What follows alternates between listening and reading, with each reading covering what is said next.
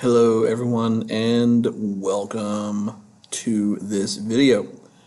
This one is our introduction to the third big pillar of AP Calculus, and that is the introduction to the integral. Okay, or integration. Okay, and what we're going to do is we're just going to look at a simple example to begin to understand what integration actually is and what it means. So let's start with the following. Velocity function. Okay, so let's say I have a velocity function, and we're going to make this thing really simple. We're gonna make this thing like 5. Okay, and let's give this thing units. Let's do 5 meters per second. Okay, and what I want to do is I'm just going to plot this function. Okay, so here's my XY grid, and all I'm going to do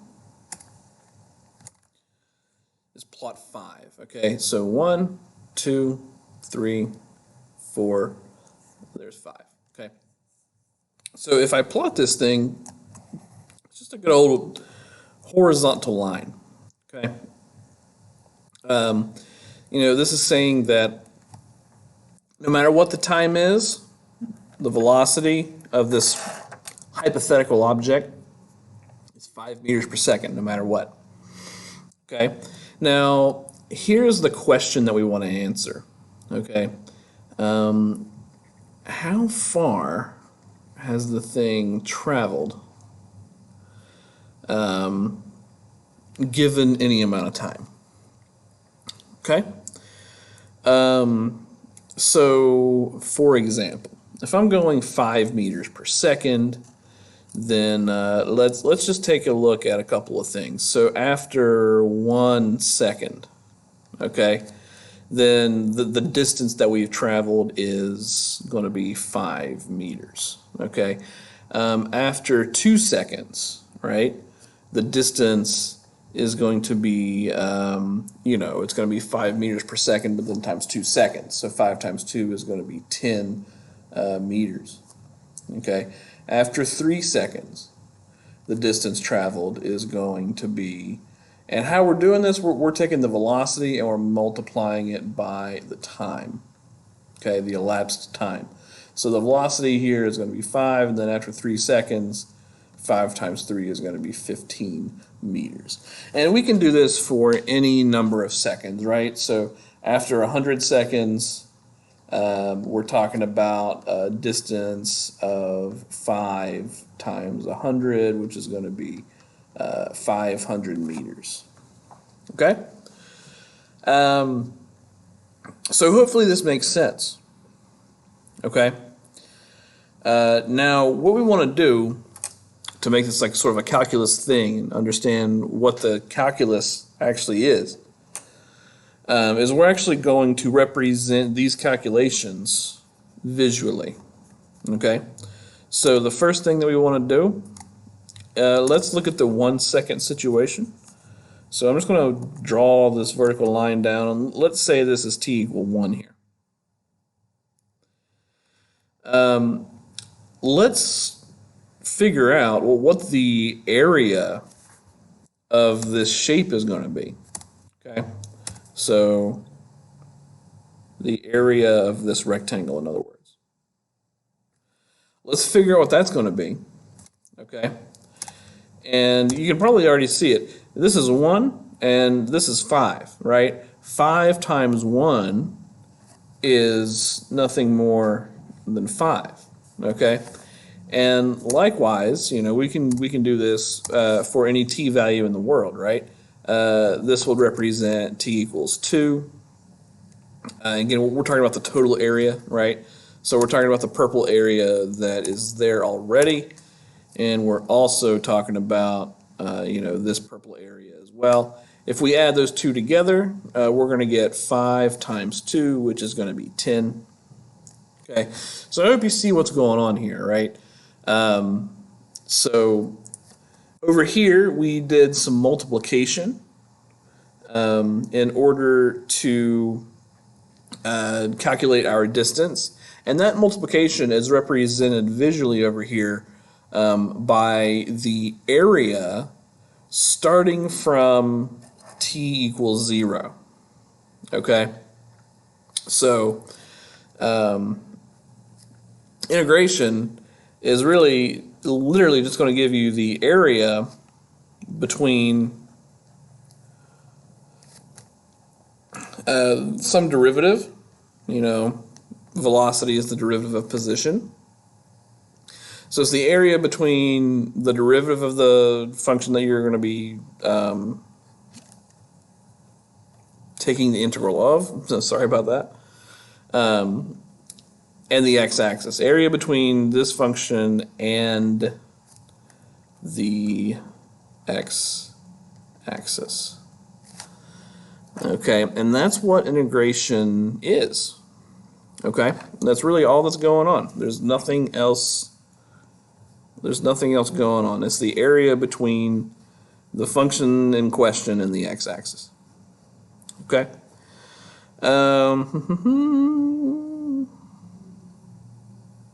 Yeah. Okay. I'm trying to think if there's anything else we can do with this example.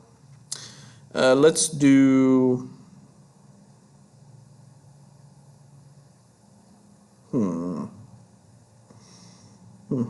Yeah, actually, yeah, let's do this. Okay. Yeah. Sorry about the delay there. Here we go. I know where we're going, everybody. Here we go. Okay. So we're still working with the same velocity function, 5, and I'm going to leave out the units in this case. Okay. All right, great. So now, let's say now we're going to integrate our velocity function. And where do we start? We started from 0. And we ended at some final time. Okay? All right, now, if I integrate velocity, think to yourself, what is velocity the derivative of? Okay, what is velocity the derivative of? Velocity is the derivative of position. So we get position at the final time minus the position at 0. Okay? So, yeah. So let's actually do this now. Let's consider some different t values. Let's do 0 to 4 first, okay? 5 dt. Now what we're going to do is we're going to look at this function and we're going to think to ourselves, okay, what do I take the derivative of to get 5? And we're doing it with respect to t, okay? So in other words, it's not going to be 5x, it's going to be 5t, okay? So this is going to give me 5t, and again, that's because the derivative of 5t is 5. So 5t, and then we're going to evaluate from 0 to 4, okay? This is going to give me 5 times 4 minus 5 times 0. 5 times 4, that's going to be 20. 5 times 0 is going to be 0. 20 minus 0, that's going to be 20. Okay, and, again, we could have gotten this, just from here, without doing any fancy calculus. We just take the 5 and multiply by the 4 for 4 seconds, and that would give us the 20. So yeah, so there's that. Let's do one more. Let's do integral 0 to 100. And again, we should already know what the result's going to be, because we already did it. But this is sort of the calculus way to think about it. What do I take the derivative of to get 5t, and I'm going to evaluate from 0 to 100. In other words, this is going to be 5 times 100 minus 5 times 0. 5 times 100, it's going to be 500 meters. Yep, and I forgot my meters there, and I said I was going to leave them out. Whatever. If the problem has units, use units. If it doesn't have units, then don't use them. Anyway. Okay, so yeah, we've integrated there, got a couple of simple examples, and we've discussed in principle what this thing is.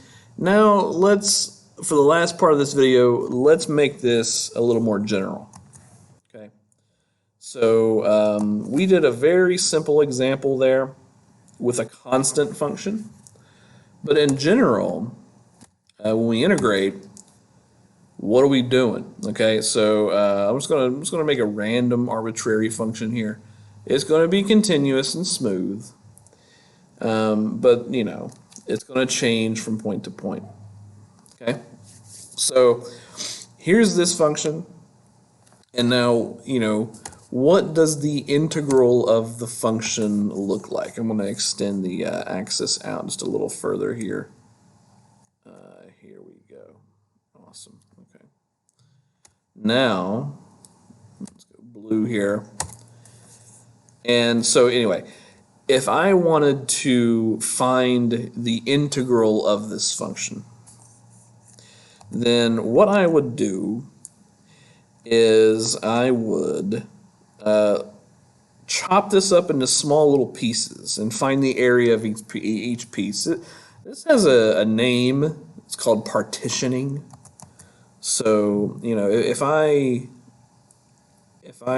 evaluate the function at these points and then multiply by whatever the width is, that's going to give me the area of one of these rectangles. And then if I add the area of all the rectangles together, it gives me the total area. Okay? And that's what integration is. Integration literally, once again, is the area between the function and the x-axis. Okay, now we do have some little details that we need to look at here. We're going to get into those.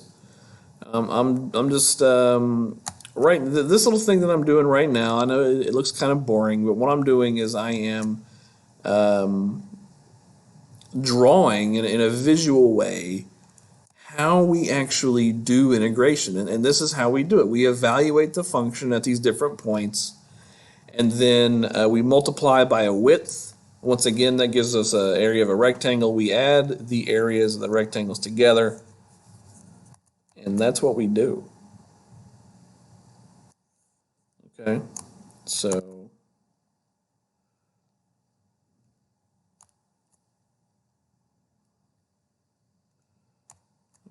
almost done here.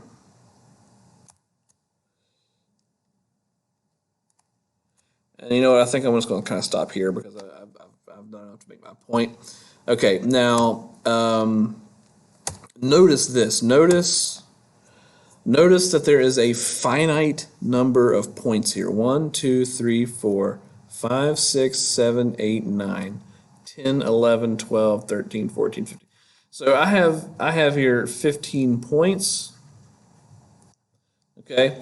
Now how many rectangles can I make with those 15 points? Let me count one more time. 1, 2, 3, 4, 5, 6. Yeah, 15. Yeah, these 15 points. It takes 2 points to make one rectangle. So that means that I can make 14 rectangles. And let's actually count them and make sure that there's 14 of them. 1, 2, 3, 4, 5, 6, 7, 8, 9, 10, 11, 12, 13, 14, 15. Oh boy. Okay, so I screwed up somewhere. Anyway, not a huge deal. Stay with me, everybody. Here we go. Okay.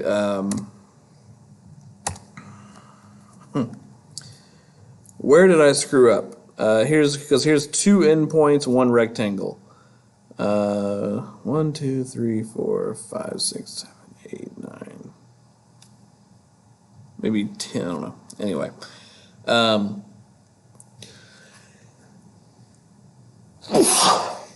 Let me get to my point here. I am so sorry, everybody. Here's the point. Check this out. If I actually make a rectangle, look at this. Look at this rectangle. Okay, this rectangle here. Notice, everybody, that this area, the area of this rectangle, is not exactly the area that we need here. Okay, like this one here, look at this.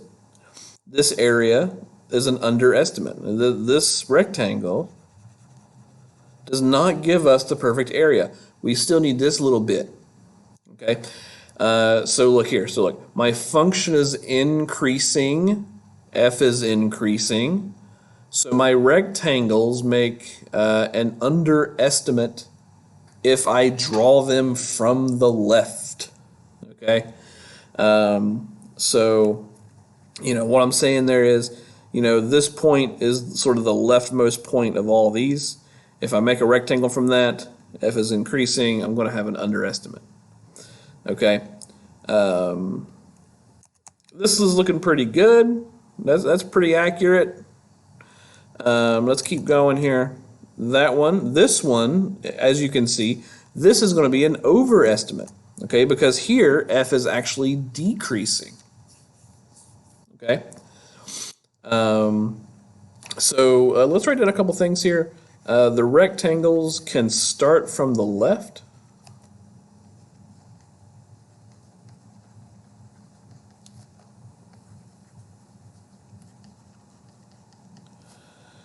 And then rectangles can also start from the right. Can start from the right. Okay. So let's look at that case just for a second. So here's sort of the rightmost point of these blue guys here. What I'm gonna do is I'm gonna make a rectangle from this point, like this. Like this. Okay. And notice the thing about the overestimate underestimate is switched if we do this. Okay. In other words, here, right here my function is decreasing, but if I draw a rectangle using the right point there, then this little area is actually going to be an overestimate, right? If I do this area, it's a little bit more than the area that we're after. We're trying to find the green area exactly. Okay, and so here again, function decreasing. We're going to make a rectangle from the right, and it's an overestimate. Okay, so to summarize, okay, if my function is increasing, left rectangles will be an underestimate, right rectangles will be an overestimate. On the other hand, if F is decreasing, then a left rectangle will be an underestimate, and the right rectangle will be an overestimate.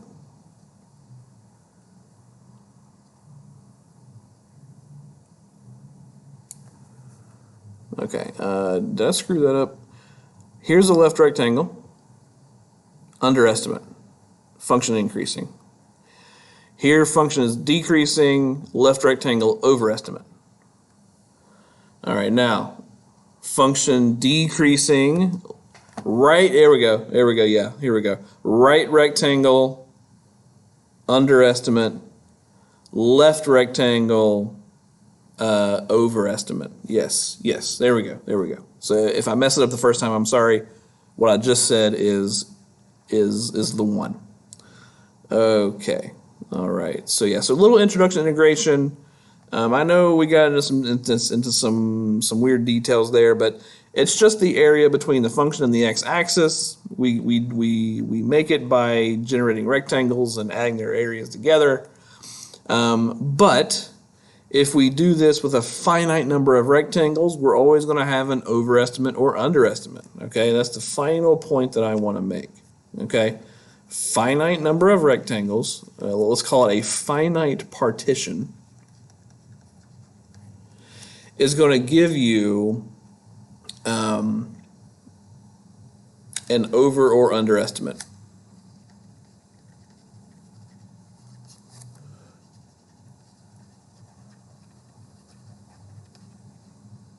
Okay, so in order to make this exact, we have to use an infinite number of rectangles. Okay, so what I'm saying there, and we're almost done here, is if I take one rectangle and then divide it up into subintervals, so in other words, here's my new width. I'm going to evaluate here.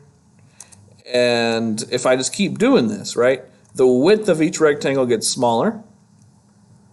Like the distance between these purple lines is really, really small, so my width is getting smaller. And then if I evaluate, then what's going to happen is my rectangle areas are going to get more and more precise. It's going to get closer and closer to the actual 100% perfect area as we take an increasing number of rectangles. Okay, so let's keep this in mind for the next video.